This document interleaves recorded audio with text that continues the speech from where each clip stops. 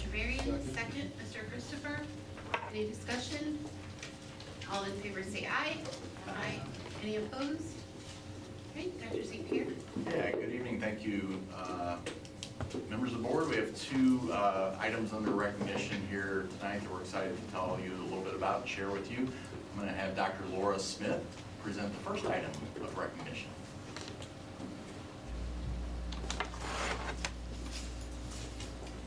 Thank you, Dr. St. Pierre. Good evening, Mrs. Powers and members of the board. Tonight we ask you to join us in celebrating Dr. Todd. Dr. Todd has been selected as the Early Childhood Administrator of the Year for the Missouri Association for the Education of Young Children. Educators and administrators who are outstanding in the field are nominated and selected for this recognition. We're well aware that Dr. Todd is a star administrator. It's exciting to see that others see it too. As you know, Danny returned to Fort Zumwalt in 2023, and I say returned because she's a proud graduate of South High. On any given day, Danny can be seen interacting with her young students with pure joy. She's quite often dressed to impress her 3 to 5-year-old students. When honored with her staff, she was photographed sporting a Valentine tutu and a bright pink wig. You're welcome. When asked what students love about Dr. Todd, one student summed it up. She said she's nice and she's always dressed fancy. Other students' responses included, I like her big hugs. She always talks to me and calls me by my name. But the best response of all might be, she takes care of little otters. She's the otter doctor. Danny will be representing Fort Zumwalt when she accepts this award of excellence among her peers at the annual conference this March. Please join me and the ECC family in congratulating Dr. Todd on this achievement.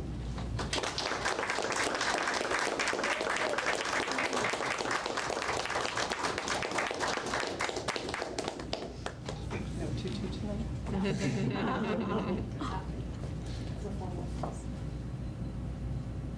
Congrats. Thank you, guys. Thanks, Dr. Smith, and congratulations. Well-deserved, Dr. Todd. Thanks for all you and the team do in Fort Zumwalt and at our Early Childhood Center. Thank you. Second item of recognition, we're going to talk about Miss Laura Wagner, a member of our team here who's with us tonight. She's our Director of Communications, and she received the Most for a Distinguished Service Award. This award honors a Missouri School Public Relations member with at least a decade of experience who has made significant contributions to the field of school public relations and the promotion of public education. The award recognizes sustained excellence in communications, visionary leadership, and dedicated service to the association and school community. Beyond Laura's incredible efficiency and talent for school communications, she's a dedicated mentor who constantly elevates those around her, proving herself to be a true unsung hero in our educational community. Please join me in congratulating Miss Laura Wagner.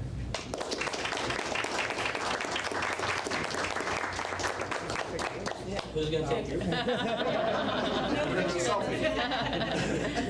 Selfie will get it.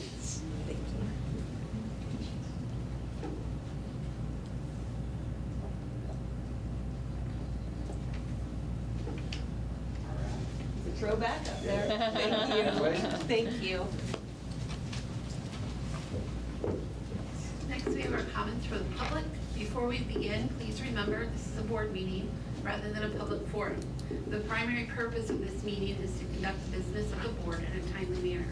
As such, please keep the following in mind when presenting comments to the board. Individual remarks will be limited to 3 minutes and to 1 appearance per person. Also, the board president may limit comments of a repetitive nature on the same topic. Generally, comments or questions directed to the board will not be answered during the meeting. It is also important to remember that comments regarding individual students or employees, even if names are not used, may not be made during open session. Finally, the Board of Education would like to remind speakers they are responsible for any potentially defamatory comments made during the public comment portion of the meeting. Right. We have Mr. Dino.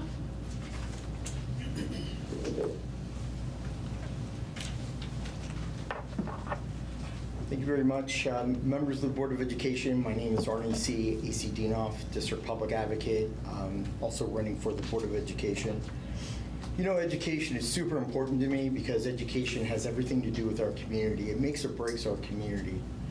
I'm not only running for this board, but also the St. Charles Community College Board of Trustees, because education has everything to do with the economy of our community, which brings in sales tax revenue and other revenues, real estate tax, personal property tax.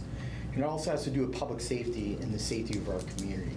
So if we don't have a good education system, and if we don't instill good, solid policy and promulgated rules and regulations in our schools, that we will not tolerate any type of assaults, any type of school violence or violations of the Missouri Safe Schools Act, which I have an issue with our administration, which kind of coddles certain kids in school instead of giving them the full days out according to the promulgated rules of Missouri Department of Elementary and Secondary Education.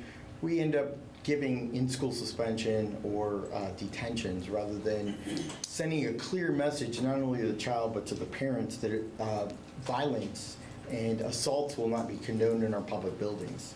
And so I feel that the district has an issue with proper reporting and principals and the superintendent's office to DESE of the accurate school violence, and I think that that needs to be addressed. Now, a couple of issues that I want to talk about are you had a closed session on January 29th. And so under Chapter 610.022, 610.023, I'm making a formal request that you disclose the legal matters and who's suing our school district, and also what type of actions you took under hiring, firing, and promotion of personnel. And so that is an official Chapter 610.022 and .023 request. Now, finally, there's a purchasing person who gets it, the director of purchasing. And finally, we're breaking down and giving some more detailed information for fiduciary responsibility of the Board of Education and transparency to the public with disclosure of exactly what we're buying for our bids. I'd like you to put the actual bids out there so we can see all the competitors' bids and information so that there's no special favoritism or special dissertations or free passes given to certain vendors or certain contractors who are awarded the bid. When it comes to the new transportation center in the city of St. Peters, $141,713 kind of sounds like a lot of money for office furniture when you have people who are driving buses, conference room furniture, break room furniture, dishwashers, refrigerators. I didn't know we need dishwashers at a transportation center, but the S kind of really puts up some red flags. And of course, microwaves, I wouldn't be opposed to that, but it's kind of a high bid for that in terms of our taxpayer On to our dollars. consent agenda. I need a motion to approve the consent agenda as presented. Mr. Christopher, second. Dr. Miriam, any discussion? All in favor say aye. Aye. Any opposed? Thank you. All right, on to financial reports, please. All right. Good evening, and thanks for having me. Start of the month, we're still past the property tax collection time. We have now received 95% of our property taxes for the year, which is right where we should be in February, like last year. And I should state the county assessor and collector have been a big help to the district when I'm trying to forecast what our property tax revenues are. And it's, the job they do with all the laws changing. I've been really impressed with the guidance they've given us, all the districts in the county. So I can't take credit for the property tax estimates being that accurate because they provide so much help with that. And then on the other side, I want to start talking about some of our year end, where we're going to end up at the end of the year. There's a lot of unknowns. Just today, we received an email from the state of Missouri that our high needs fund is being shorted by $1.4 million. That's about 30% of high needs costs that we submit, and that's from 24-25.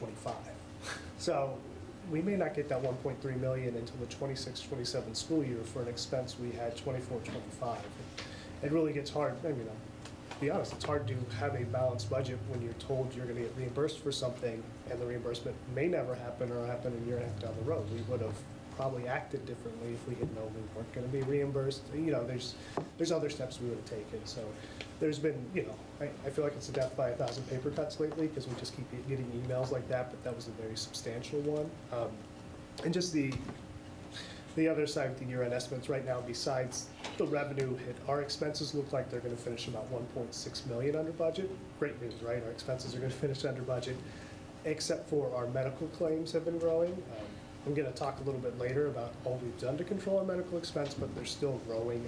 We're getting hit with what are, they call them like high claims before stop loss hits. We've just had a lot of $250,000 claims, and that just seems to be the new standard when a baby's born prematurely. That used to be, 125,000. Now we're seeing 200,000 on those claims that just a few years ago were a lot less.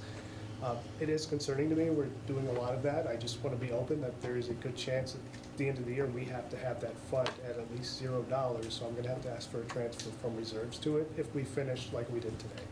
Now, there's also a decent chance that our claims kind of level off for the next month, and I don't need to ask for that, but I just felt I would be doing you a disservice if I didn't tell you something as soon as I knew about it. So that's probably going to be the theme for the next couple of months of these notes, are just, hey, this is what I'm hearing from the state compared to what I was told a few months ago, and I'll keep you updated on the medical expenses as well. But I do take a lot of pride that we are controlling what we can control. Our expenses are coming in under budget. When we budgeted those expenses, they were enough for a surplus budget. It's just now our revenues are taking hits that we didn't forecast, and I felt we forecasted conservatively. We didn't take, the state said we'd get 7,100 for the basic formula. We said 6,900. That $200 may not sound like much, but that's about 3 or 4 million that we voluntarily said, hey, we're probably not going to get that. And now it seems like it's going to be even higher than that $4 million. So we won't, and that won't be something until we know till the end of June with our last June payment, because what the state can do is vote to supplement all the apportionments they have. So if they're short, the state can vote and say, okay, we are going to fund high needs. But hope isn't a strategy. It's what they have done in the past. I just don't know if they will do it this year. Any questions on the rest of our financials? I'm sorry to be a little bit of a downer. What was their reasoning for cutting that? They just don't have the funding. If it's, if you think the state as a whole, just tax revenues, they've cut the tax rate, so tax revenues are not growing. And the state's reserves are going down. I don't know if you've seen the headline, but they're going to finish the year about as close to zero as the state can get with reserves. And I just think if the revenues that were once there, if they're not coming in, if their sales tax numbers aren't hitting, their income taxes aren't hitting the numbers they thought when they budgeted, they start making cuts. So. I need a motion to approve the financial reports as presented. Dr. Marion, second. Mr. Christopher, any discussions? All in favor say aye. Aye. Any opposed? School business, please. Thank you, Mrs. Powers. Under facility planning, we have a couple of items as we wind down our transportation center project, but also gear up for some continuation of some work this summer. And so the first item up is roofing replacement recommendations for 3 buildings.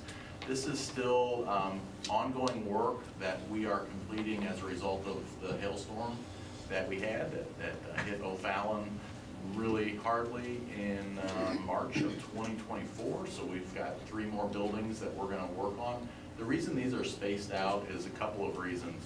It's taking us some time to get through all these, and we'll be working on additional buildings next summer as well. One, it's availability of contractors. There's just a limited number of contractors who can take on this scope of work.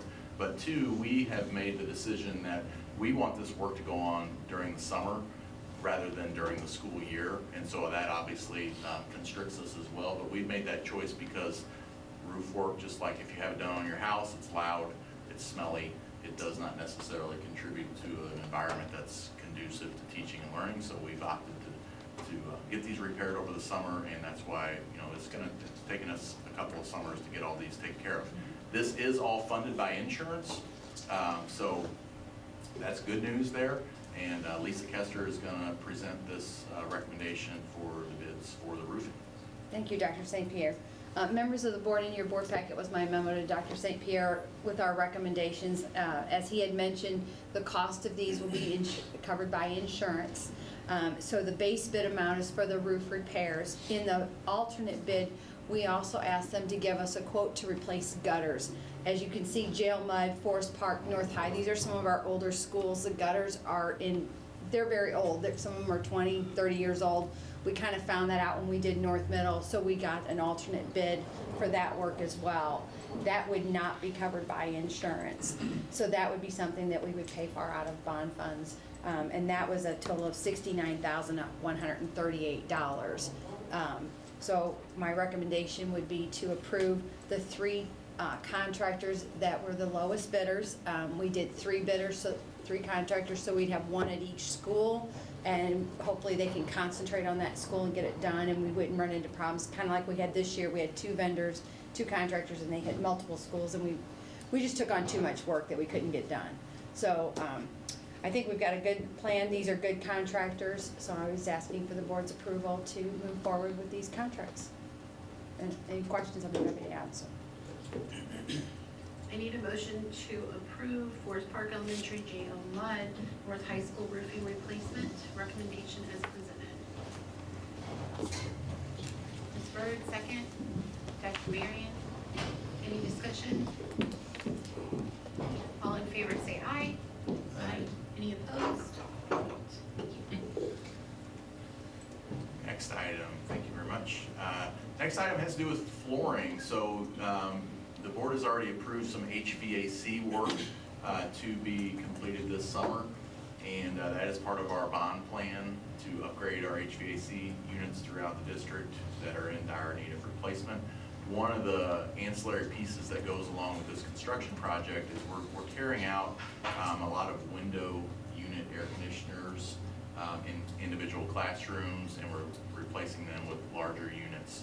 When we tear out those window units, it leaves some flooring work that has to be done, just to patch up tile floor throughout all of those classrooms.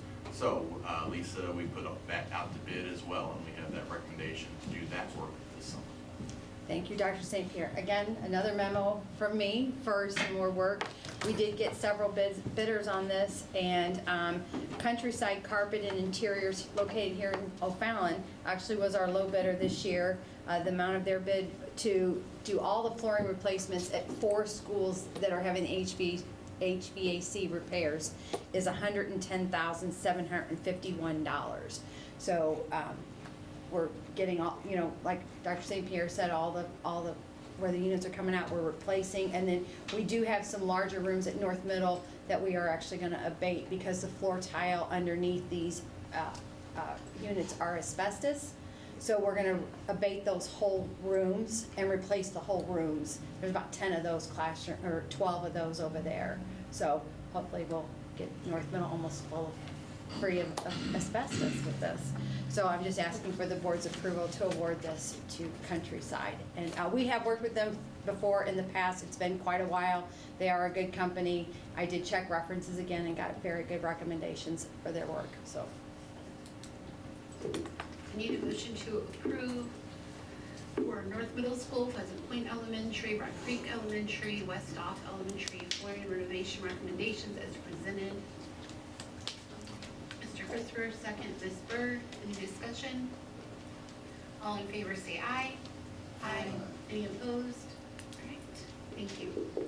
Thank you. And last item under old business, as we alluded to, we are nearing the finish line for our new transportation center.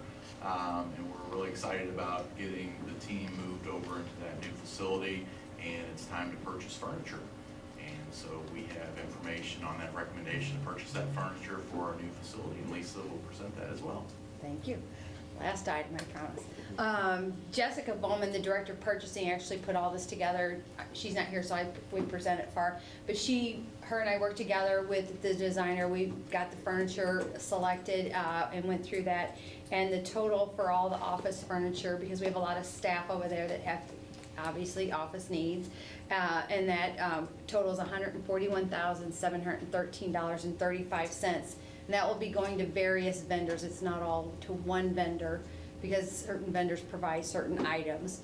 So we'd like to get your approval to move forward with issuing those purchase orders so we can get the furniture delivered and in place. There's, you know, I forget how many offices and that. And then we're also buying break room tables and things like that that the staff needs.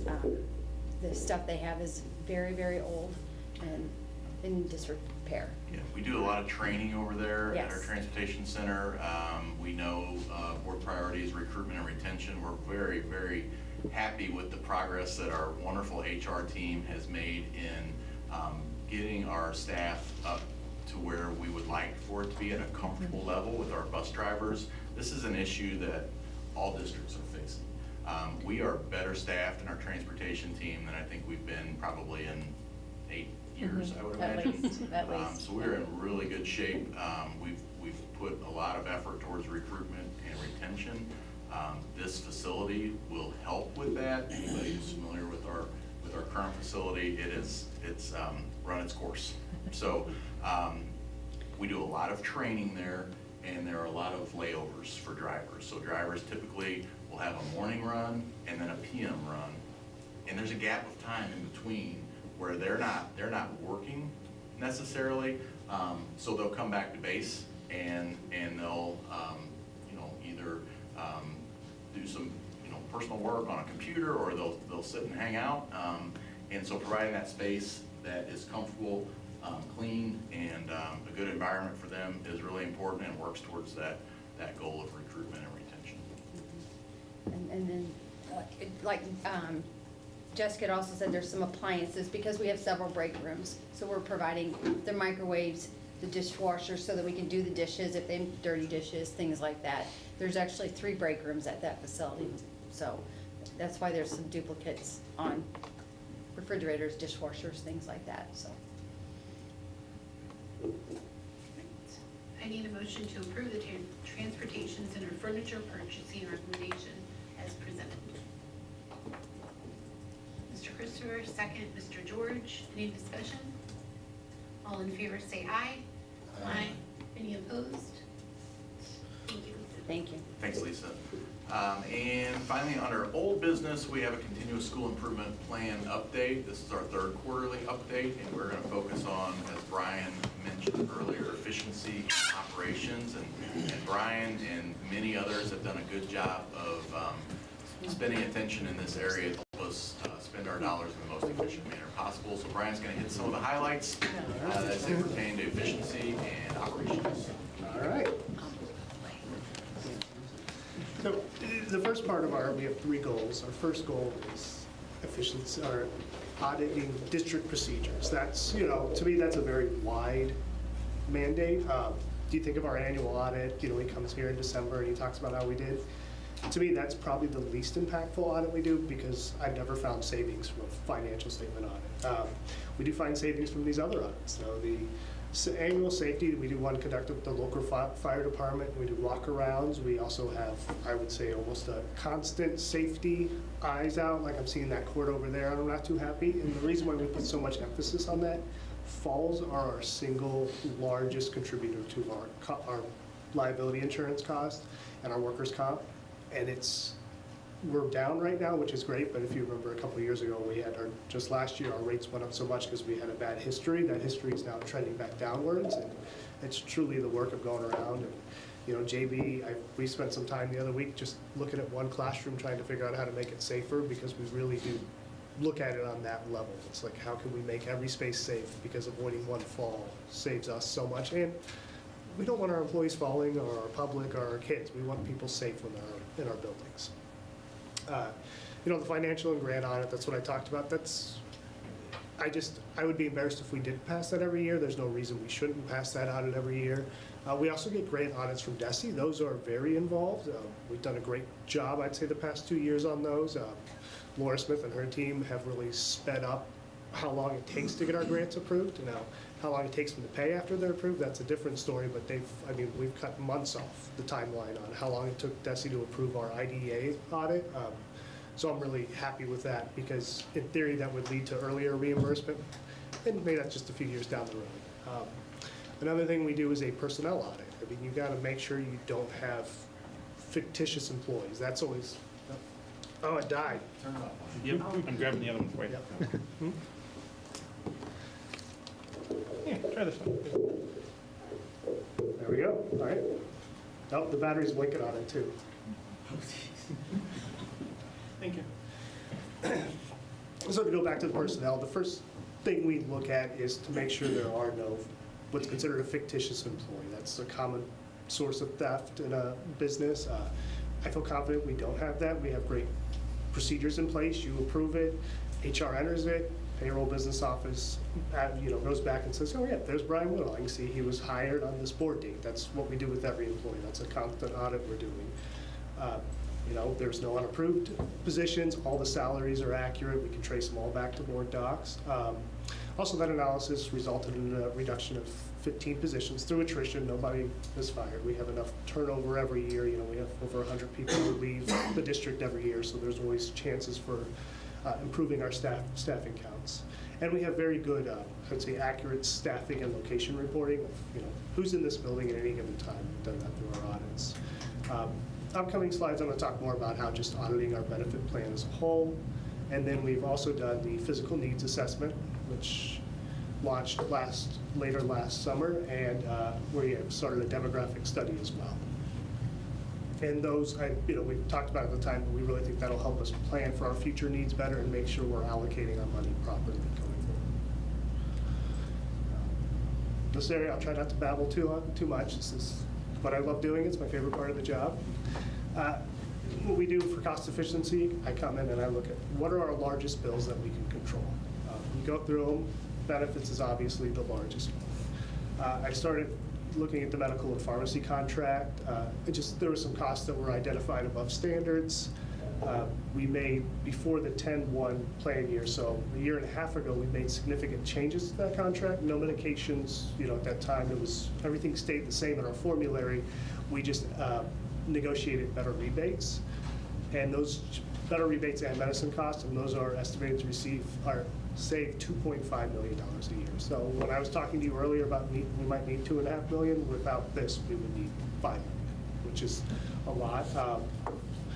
And I think this is just kind of the tip of those savings. Next year on 10/1/27, we can leave at if we choose, and we will certainly be marketing our pharmacy and medical, and I hope to find another $2 million when we do that without cutting benefits. And in fact, I think we can get a better deal for our employees at a lower cost through negotiations and bidding. That's why we bid. Similarly, dental, vision, and life. We bid out all those services. It saved $50,000 annually, and I know sometimes you think, $50,000, it doesn't sound like much, but considering these are costs that grow every year, that $50,000 in saving from a prior year is actually very impactful. It's probably closer to $100,000 in savings, and it resets our benchmarks. Instead of our costs growing, now we got a plateau, and then it starts to grow again. So it really stifles that growth in expenditures. We did an RFP for broker services, insurance broker services. That new contract saved over $400,000. I like to joke our previous broker was our highest paid employee. We've also added a few preventative programs. The main ones are for diabetes management, heart health, and musculoskeletal issues. There's a lot of employees, there's probably some in this room, that have gotten emails or mail from a place called Hello Heart or Hinge. One's to help with your heart health, and the other is for musculoskeletal. We focus on those because a lot of our employees, are impacted by those conditions, and they're very expensive to treat. The one we add for musculoskeletal is basically physical therapy at home for people who choose to do it. Your first line is always you're going to be told to go to a physical therapist person, but people don't go to a physical therapist. And then their injuries get worse. Whereas if at least they're using this, there's less need to go back for knee surgery. If people do physical therapy on our own time, that program, when it's fully in, should save us about $300,000 or $400,000 a year. The Hello Heart's about $150,000, and the diabetes management, it's more break even because it provides things like the free testing slips. But a break even diabetes program, long term, is a money saver. New one with All fresh right. batteries. All right, there we go. I ran through 2 microphones really nice, and I don't consider myself a talker. So. Yep. All right. So, and just also with those preventative programs, I think it improves staff wellness, and also, to me, it's a sign that says we really do care about your health and we want you to be healthy. And that's the recruitment and retention. The other thing we've done is we've just expanded purchasing bids. Essentially, I gave people in schools and departments more freedom to bid for themselves with lower dollar items. Before, it was kind of like use office essentials, or this year we're using this group for school supplies. Well, teachers, school staff, they're just like us. They know where to get something cheaper. Like just yesterday, We were talking with the NEA, and someone mentioned, they said, oh yeah, it's great, we can bid now. I saved 20 bucks on a box of Expo markers. And that is the kind of thought process we want running through the whole district. We created we call it price checks now. It's not as scary as the word bid. To me, a price check is, every price is online. You go online, you look, you find the best price for an item that's safe, and you bring it into the school. So we've been very aggressive at that, from the small to the big items. Yeah, so that's the quick internal form we did. It's just a Google form. They no longer have to send us a big paper. You know, if you have to fill out a paper of, I called this place, this place, this place, at this date, this time, this amount, what happens is compliance disappears. So now we've done that, got an electric form, compliance is up. And then just, we've expanded our use of Missouri's bidding platform. You might have, I think last month we had one item we were able to get cheaper than the Missouri's bid, which I always think is great. It's like, well, the whole state's saying, hey, you can purchase from here without doing anything extra. And we're like, well, we can get an even better price than that. So we like to take advantage of that. And currently right now, I just kind of go through all of our, as I said, highest cost. Right now we're on our banking and audit services. The audit service is more of a legal requirement to bid because we're not really going to save money from there. But there's a good chance the banking saves us money or gives us more interest. So that's why we're doing it. And then, of course, photography, it has just been a few years. We may not see that as much. But I think this just points to our mindset. We're bidding everything when the contract's up. We're not just renewing. An example would be with the athletics uniform RFP last year. Instead of having all the high schools go separate, we went together with BSN. All the elementary schools got like $500 in PE equipment. The middle schools got $1,500 in signage and equipment, whichever they wanted. And the high schools got a lot more, closer to $10,000 each. Plus, we get some money back based on how much we sell in the store. So that's been a great boon to us. And another just athletic RFP I like to talk about is one of the schools bid out the helmet reconditioning. Never had thought to do that before.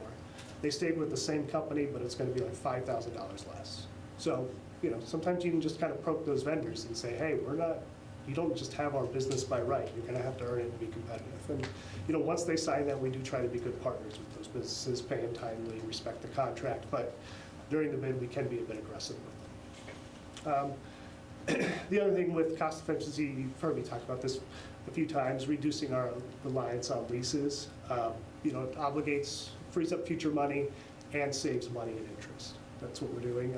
This year and last year, we purchased 4 buses outright. That's been a big boon. That's 8 buses that we're not going to be paying for 3 years from now.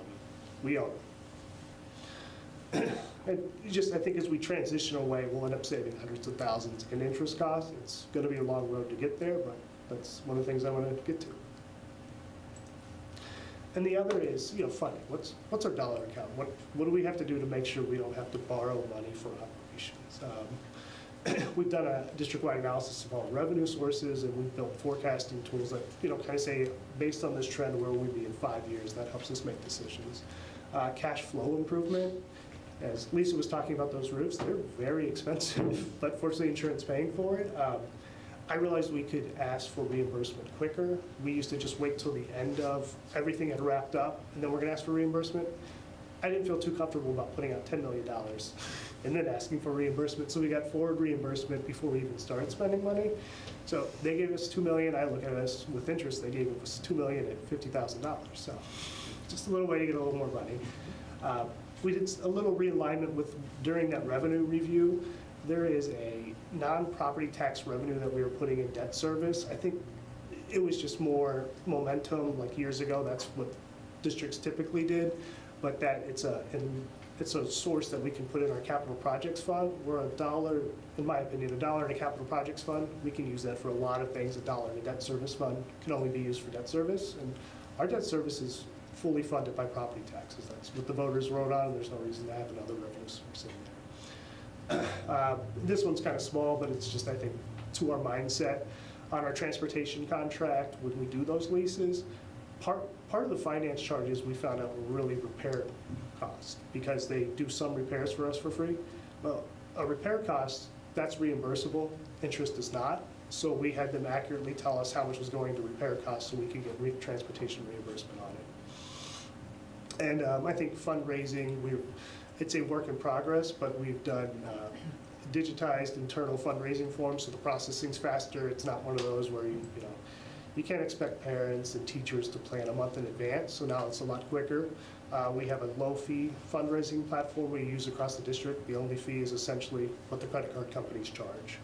And we've also accelerated our move away from cash collections. Just as a former auditor, I see cash and I go, well, how much of it is disappearing? You know, a little bit too cynical. So I think that is the end of our slides. Do we have any questions? Excellent, thank you. On to new business. Thanks, Brian. Thanks for all your work with that. Really appreciate it. On to new business, this is going to be the JV Medi Show. So we have a computer refresh plan that has been approved, and JB and team have taken a number of items out to bid, and we have those bids to bring back to you, and this is just an execution of that plan to keep our devices and everything else that helps keep them running in good order. So JB will walk us through a couple of these recommendations. Okay, thank you, Dr. St. Pierre, members of the board. Starting out tonight, we're going to talk about the client device refresh. So this is Chromebooks and laptops for our staff and students. This went out to bid to all of our vendors, anybody that's on a bid list, everyone that we work with, along with the number that we don't, and try to get best pricing. Some little things to note here. We are hearing from other districts that are seeing a price increase of 50 to 60% in device costs. With that in mind, we went back and tweaked some of the specifications that we have, and I'm coming to you early, much earlier than a lot of other districts approved their refreshes for the summer, intentionally to get ahead of the price increases that are coming. Tariffs is less of an issue this year. It's much more about memory being at a scarce resource because data centers are really eating them up right now. Thank you to AI. So with that in mind, we feel really good that we've gotten some pricing back that looks fairly similar to previous years. There's a little bit of an increase here, but not what we expected to see when we put this out to bid. With that in mind, I've included in the documentation the last couple pages, if you didn't review that, that is our overall plan. So that shows you the 4- and 6-year plans for our devices and where we try to replace them at, and we're very intentional with trying to make our devices last as long as they can. So with that in mind, I could go line item by line item here. I think I've provided a lot of the details that you need, so I'd rather just ask what questions do you have for me that I can help address and see what I can do to help. Questions? Okay? Then I would just ask for approval. Each one. Right? Right, okay. Okay. Right, I need a motion to approve the computer refresh vendor. Ms. Byrd, second. Mr. George. Any discussion? All in favor say aye. Aye. Any opposed? Right? Thanks, JB. So those are devices, and Yep. you know that we can all relate to that, or at least I can. Yeah. Some of this other stuff to me is maybe a little more ambiguous. So as you get into some of these other recommendations, just kind of if you hit, you know, what these functions provide for us and why it's important that we stay on top of it. Absolutely. And I'm going to apologize now because this can get technical, and I'm going to try and keep it as high level as possible. So first up, we have our data center server environment. So this is how we host all of our applications that we have internally. We have moved a number of things to the cloud, but we still have a lot of data that we house. Those that are in our databases, applications that we support, like our financial system, some of our assessment platforms, different things like that, are all hosted here, in fact, downstairs in this building. We have been running that equipment for almost 12 years now. I had put in our long-range plan that we were going to try and replace it at about 8 years, and we have continued to make it work and done our very best to make it last as long as we can, but we've hit that point where it's getting hard to find hardware parts for. But also the platform that it runs on, the software licensing for that's about to go up to $125,000 a year. That's, if anybody has tracked the tech industry, VMware was bought out by another company, and they are in for just tripling everyone's costs. So it makes more sense for us to go look for hardware and include 5 years of licensing. What I'm bringing to you is that environment for $259,000 for 5 years. So that includes all the licensing, maintenance, and support, and all the hardware to keep us running much more than the 5 years, but the software will be for the 5, and then I'll come back to you for some renewals. This is really critical to our back end and covers a lot of the security components as well. So how we authenticate our users, how we provide our passwords and security mechanisms also runs on this hardware. So it's really key and important for us to keep this in really good working order. Is that good?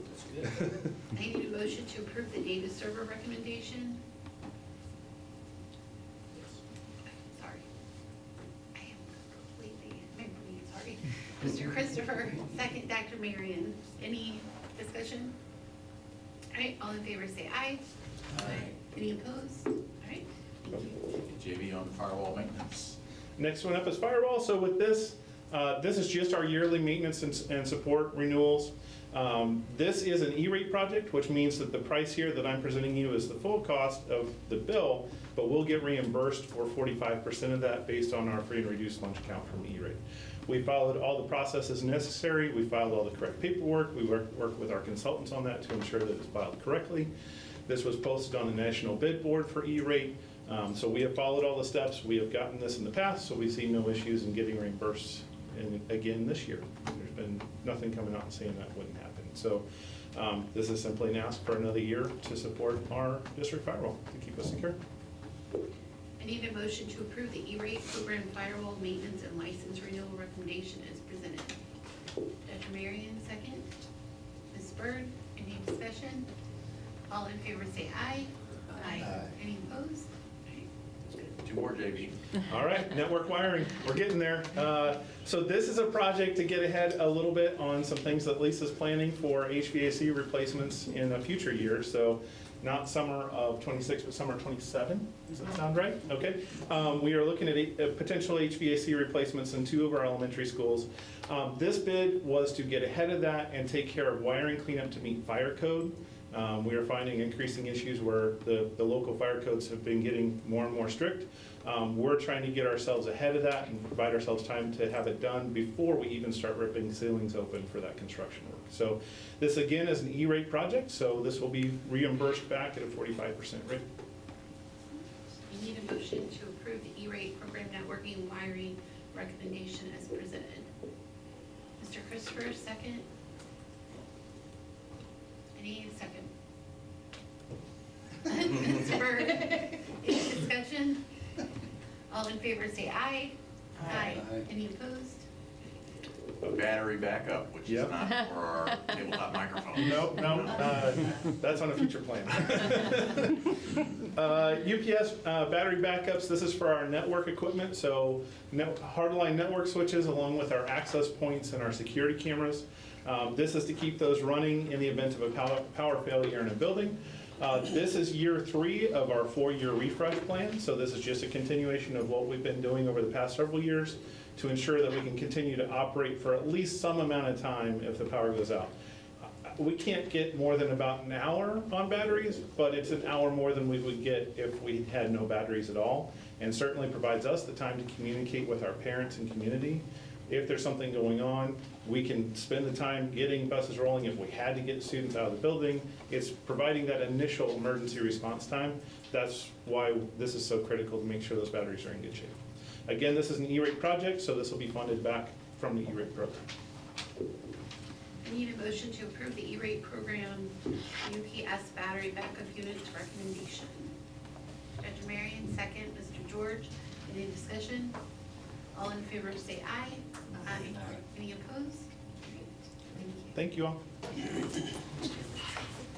right, next we have our comments from the Board of Education. I'll start with Ms. Britt.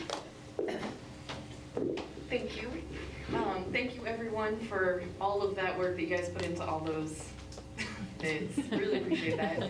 Also, we have the state championships for swimming and diving happening at the St. Peter's Recplex right now.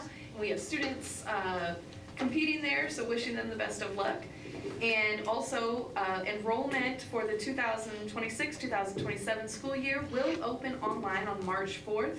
So if your child will be 5 on or before July 31st, it's time to get ready for kindergarten. Please find everything you need to know on our website at go.fzsd.us/kindergarten.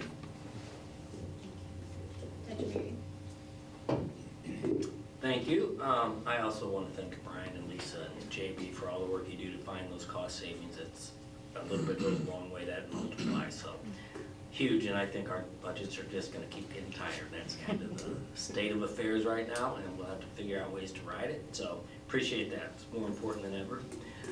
Also want, for a couple of exciting things, we had some Forest Park students who became published poets, so I want to congratulate Forest Park fourth graders Hope, Caroline, Lila, and Rory, whose poems were accepted for publication in the next poetry collection book by Creative Communication, a celebration of today's writers. So that's pretty cool. And I also want to say that it's going to be, when we opened this month, we celebrated our school counselors and mental health professionals. This team supports our students in their academic and personal goals, and that seems to be another area that we always have high needs in, so I appreciate all the work that our counselors and mental health professionals do. Help our kids be successful. Mr. George? Yes, Sunday we celebrated National School Resource Officer Day. We appreciate our partnerships with St. Charles County, O'Fallon, and St. Peters to ensure these officers are part of our school community. Thank you for all you do for students and staff. And also, congratulations are in order for Fort Zumwalt South alumni Joy Dunn.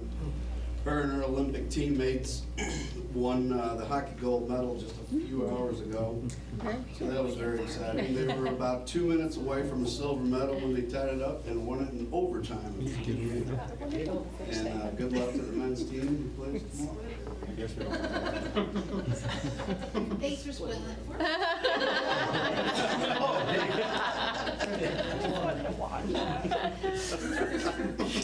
All right, I'd like to also thank you for the hard work that you guys put in. It's quite a daunting task, and you guys do an amazing job at it, so I appreciate that. A couple shout outs. One to West High Social Studies teacher Drew LaForce, who was named the VFW National Citizenship Education Teacher of the Year. It's quite an honor. The award recognizes K through 12 teachers for outstanding commitment to teaching Americanism and patriotism. Mr. LaForce has been at West High since 2007, and just congratulations to him. I know he does a great job. Another shout out, with his victory in the finals of the 165-pound class at the Thrasher Invitational this month, North High School senior Cole McGuire broke the school's record for career victories. Previously held in 2012 by Zach Nelson. Cole is at 169 wins and counting. So that's quite an accomplishment. That's a lot of wins for the wrestlers. Thank you. And piggyback, thank you guys for all your work and presentations and money saving. You guys, all of you, I know every day that's top of mind, and we very much appreciate it. Wanted to say that our virtual art show is featured on our website, thanks to the students at South Middle, Darden Elementary, and Progress South Elementary, and to their teachers for sharing your work with us in the February show. I also wanted to give a really huge shout out to our school nurses. Everybody is sick right now. And to our teachers who are coming in, even if they don't feel the best, or trying to help out our kiddos who do not feel the best, or trying to come back and stay caught up with work. We appreciate you guys. We're gonna get through this, and hopefully it moves out here soon, because I know it has just been awful all over, but we feel you completely. It's in my house right now. So with that, I forgot one thing. Can I add one thing? Absolutely, go ahead. Thank you. I want to reiterate Laura's recognition. Yes. So Yes. thank you for all the work you've done. I think we've made a great upgrade over the last couple of years with your work, and it's nice to see you get some recognition for us, so thank you. Thank you. All right, please note this concludes our agenda. We will not return to open session after closed session. I need a motion to go into closed session in accordance with RMSO 610.021 to discuss the approval of the January 15th, 2026 closed session meeting minutes, the January 29th, 2026 special closed session meeting minutes, hiring, firing, promotion of personnel, student personnel, and legal matters. Motion. Ms. Byrd, second, please. Mr. Christopher, any discussion regarding this? All right, roll call, please. Mrs. Powers? Yes. Mr. Christopher? Yes. Dr. Marion? Yes. Mr. George? Yes. And Mrs. Burke? Yes.